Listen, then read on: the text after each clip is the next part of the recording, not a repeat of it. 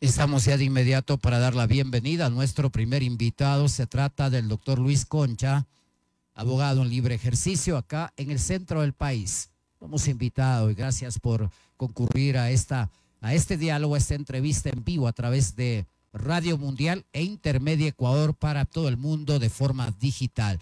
Doctor, la situación del país está a punto también de iniciarse un nuevo periodo del Ejecutivo, un nuevo presidente, un presidente reelecto, pero ya la Asamblea Nacional está en funciones.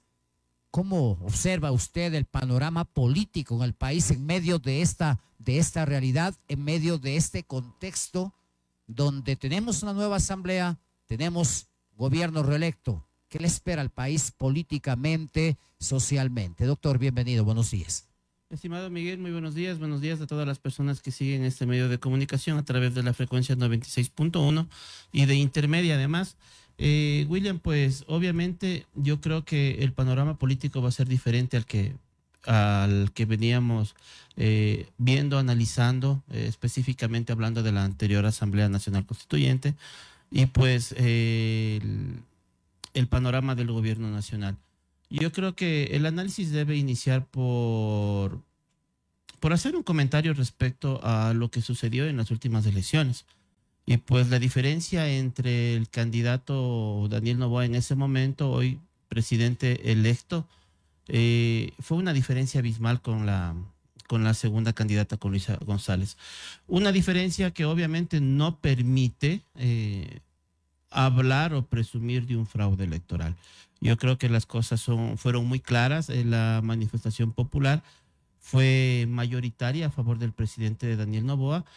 Quienes de pronto, las personas que concuerden con el presidente o quienes no tengamos el mismo criterio, pues yo creo que a luces se puede analizar que no existió fraude electoral en estas elecciones y que la voluntad de la mayoría del pueblo ecuatoriano fue elegir tanto al presidente como a los asambleístas que fueron electos. ¿Podemos tener esperanza de que las cosas cambien en este país políticamente, socialmente, económicamente, inclusive jurídicamente de este país? Yo creo que, como dice el viejo refrán, amanecerá y veremos. William, solamente para cerrar el anterior tema, si bien no podemos hablar de un fraude electoral, podemos manifestar que las elecciones no fueron justas. No fueron justas en el sentido de campaña, en el sentido de cómo todos los poderes se inclinaron a favor del candidato Daniel Noboa en ese entonces. Y pues ese es el resultado de tener una mayoría abrumadora en la Asamblea Nacional Constituyente y además que más fuerzas políticas se van sumando por el interés que se revela estar junto al gobierno en este momento. Digo que no fue justo una contienda electoral porque todos los poderes estuvieron junto al presidente de la República, junto a Daniel Noboa, estuvo el Consejo Electoral, estuvo el Tribunal Contencioso Electoral y podemos hablar desde la descalificación del candidato Jan Topic que favoreció, que no fue justa y que obviamente facilitó la llegada a Carondelet. La cancha estuvo inclinada. La cancha estuvo inclinada. Los poderes estaban y están cooptados, controlados, prácticamente monopolizados a través del Ejecutivo. Eso es peligroso. Político peligroso, funcionario público peligroso, pues para eso ahora está el contencioso electoral, para a través de la violencia política censurarlo, multarlo, quitarle los derechos políticos y hacerlo a un lado. Entonces, mire que las decisiones de este famoso Tribunal Contencioso Electoral han sido muy polémicas, no muy claras. Exactamente. Entonces eso es lo que ha venido pasando y yo creo que aun cuando no se tenía todo el poder controlado, existían este tipo de cosas. Ahora, con más razón, va a existir prepotencia, va a existir arrogación de funciones y va a pasar lo que ya lo vivimos desde el 2008. O sea, vuelve la misma historia, vuelve la pero en otras manos, con otros actores, pero vuelve a lo mismo. Los mismos actores. Pero la pregunta, Luis, es entonces, ¿dónde queda la verdadera democracia? Mira, de acuerdo a doctrina pura constitucional, la democracia es la representación del pueblo por el pueblo. Es decir, a quienes nosotros elegimos soberanamente en elecciones deberían representarnos y deberían cumplir lo que el mandante así lo desea. Y el mandante lo que desea, yo creo que urgentemente es el tema de seguridad, obviamente. Pero aparte de ello, William, yo sí, no sé si lo realicé en este medio de comunicación, pero sí lo he hecho en otros medios. Hay necesidades también demasiado urgentes que no se están atendiendo y que se están invisibilizando, William. Como lo reiteré alguna vez, yo creo que los periodistas que vayan solamente una horita o unos 45 minutos a la sala de espera del hospital del Instituto Ecuatoriano de Seguridad Social. Es grave la situación, es muy o a grave. emergencia, y pues el tema es demasiado grave. Entonces la salud se cae a pedazos. Si un experto en salud decía, si es que una persona acude sola al IES por emergencia y tiene convulsiones, se muere porque no hay quien le vaya a dar comprando la jeringuilla o la medicina que necesitan, porque en el IES no tienen nada, absolutamente nada. Las personas, obviamente, hay algunas personas que viven del comercio informal y se les encuentra a las afueras ya vendiendo inclusive jeringuillas, parecen farmacias ambulantes, tubos de ensayo de tapa morada, de tapa lila, porque no tienen absolutamente nada. Ahora, doctor, esta situación se va profundizando, lamentablemente, y lo que usted decía es verdad. Se va invisibilizando los problemas estructurales graves de este país. El desempleo es otro problema grave. El problema de la inseguridad, el problema de la desatención del Estado en educación, en salud, cada vez es más notorio. Entonces, la pregunta es, ¿para qué está el Estado ahí? Exactamente. Mire, yo creo que el tema va relacionado a tratar de buscar la privatización de ciertos sectores. Y obviamente la estrategia siempre ha sido la misma. Al parecer ese es el proyecto o el modelo del gobierno actual. Que fracase ciertas áreas estratégicas del sistema público para poder privatizarlo. Como por ejemplo salud. William, con pena debo mencionar, es un caso real. Solamente para poder ejemplificar en el tema de salud. Recibí una consulta en mi oficina de una persona que tuvo un accidente en su domicilio. Tuvo una caída en su domicilio, se fracturó la cabeza, tenía una emergencia inmediata, quedó inconsciente, le llevaron el IES, lamentablemente no hay tomógrafo. William, no hay tomógrafo, entonces tienen que trasladarle al prestador externo. El prestador externo es una reconocida clínica de la ciudad de Riobamba. Imagínese lo que usted gasta en tomógrafos, en prestadores externos, podría tener ya 5 tomógrafos. Pero no hay laboratorio. Pero ahí están los negocios y los vínculos. Miren lo que pasa con esta persona. Llega a la clínica particular y le dicen que necesita una operación urgente. Urgente, es decir, en ese momento, ipso facto, como decimos en derecho. Y lamentablemente le mencionan que las otras personas familiares que se quedaron en el IES, que no hay especialista, que tienen que buscar al especialista, que mejor pida el alta voluntaria en la ambulancia, y el señor de la ambulancia ha sabido llevar los documentos para el alta voluntaria. Pide el alta voluntaria en esta clínica particular, le ingresan a la clínica particular, le operan en la clínica, salva su vida, está en recuperación, tratando de rehabilitarse por las consecuencias que deja una cirugía craneotómica de esa magnitud, pero la cuenta le sale por $30,000. Imagínese. ¿Y sabe quién le opera? El mismo especialista del IES. Ahí está el problema. Ese es el vínculo y el negociado. Eso es lo que tenemos. Y entonces la pregunta final es, ¿para qué es aporto? ¿Para qué sirve el IES entonces? ¿Para qué sirve el IES? Penosamente, igual, mire, tengo una abuelita que está internada en el IES, lamentablemente en una etapa muy crítica, por una operación que tuvo en el IES de una fractura de cadera, le pusieron una prótesis, adquirió en el IES una bacteria hospitalaria, pero ahora no tienen absolutamente nada. Por una simple radiografía a una persona de 98 años, quieren enviarle en ambulancia a que le hagan en Guaranda. O sea, la situación operada de la situación física. Y así, grave y grave. No sé qué va a hacer, no sé cuál es el plan del gobierno para tratar de superar esos graves problemas que tenemos en diferentes ámbitos. Ahora, y en honor al tiempo, Luis, el gobierno envía ya a la nueva asamblea un proyecto de ley.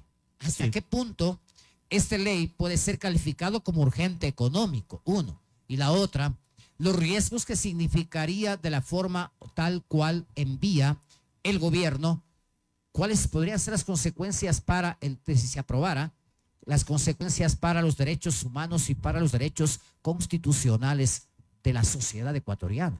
William, revisado este proyecto de ley en materia de urgencia económica no tiene absolutamente nada.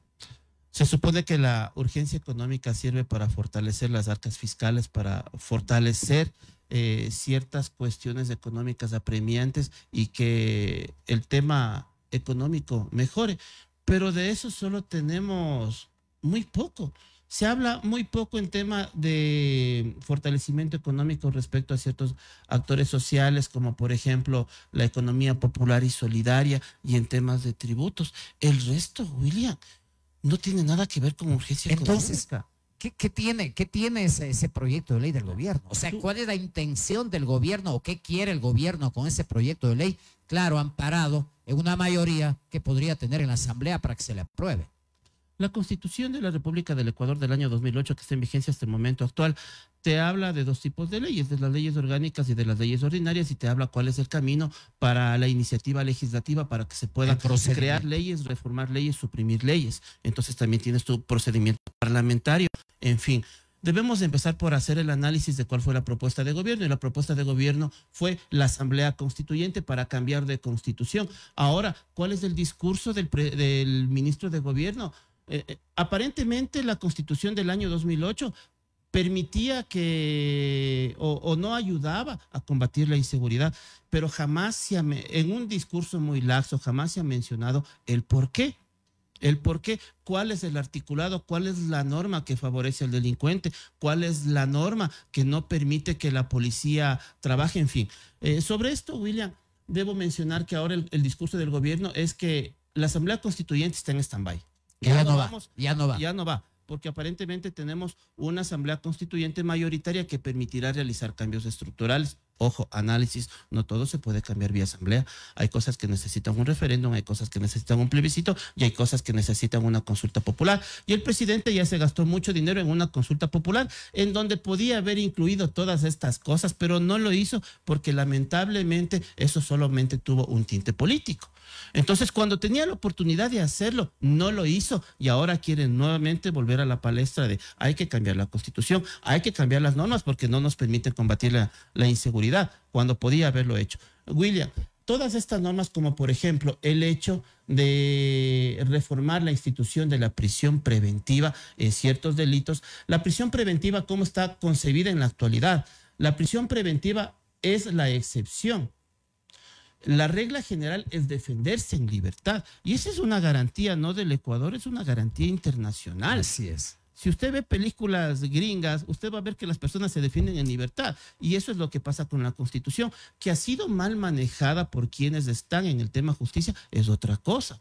No nos olvidemos y la gente tiene que conocer porque a veces la policía, los medios de comunicación tachan a los jueces como que los jueces son los corruptos, los jueces son las personas que no tienen sensibilidad y dejan libres a los delincuentes.